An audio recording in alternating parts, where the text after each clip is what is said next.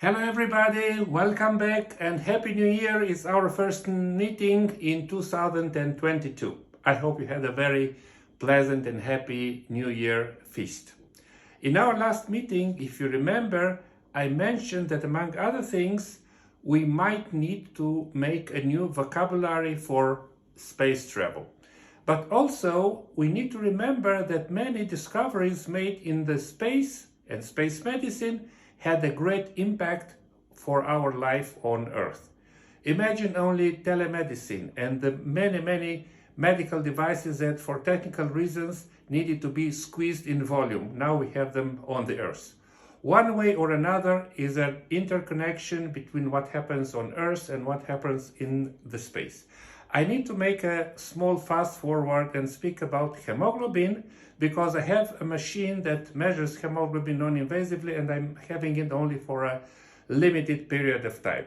Speaking about new languages, we also speak about misnomers.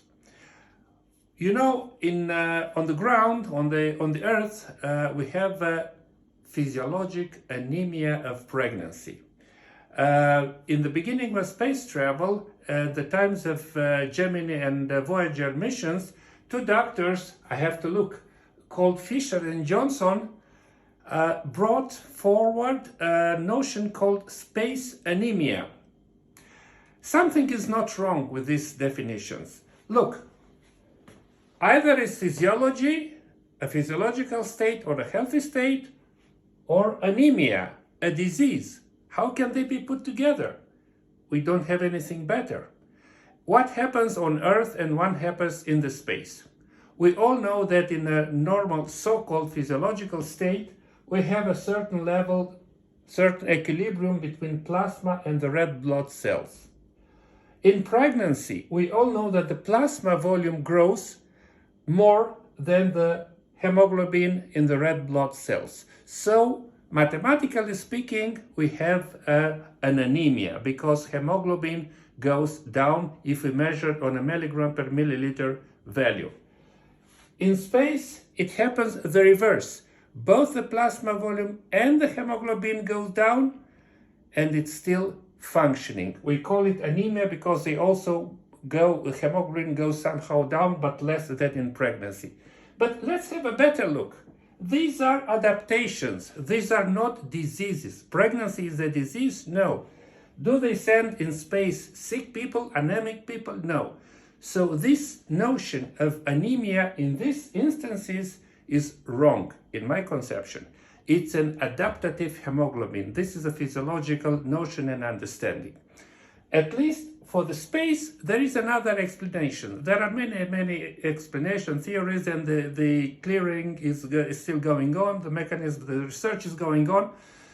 But let's think physiologically. What do we need hemoglobin for? Among other things, is to bring oxygen from the lungs to the tissues and CO2 back.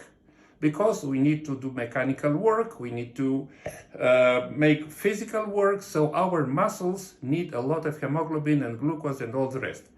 But in the space, we don't have the same necessary of energy. The muscle mass go down, there is no effort. So physiologically speaking, there is less need of hemoglobin. So this is, I think, one of the mechanisms why hemoglobin goes down in space. It's not anemia, it's an adaptation. More than that, once the astronauts come down on the Earth after 1 week or 10 days, depends on how long they've been staying out there, the organism is recovering and the hemoglobin recovers to the pre-flight levels. Oh, speaking about hemoglobin, you know, it's a very difficult way to measure different things in the space. Still, they do it. Now there is a machine that is measuring the hemoglobin non-invasively. You want to see it? Here it is, the box. You want to see the machine itself? Wait for the next episode. Wait. Thank you very much. Bye-bye. See you next time. Bye.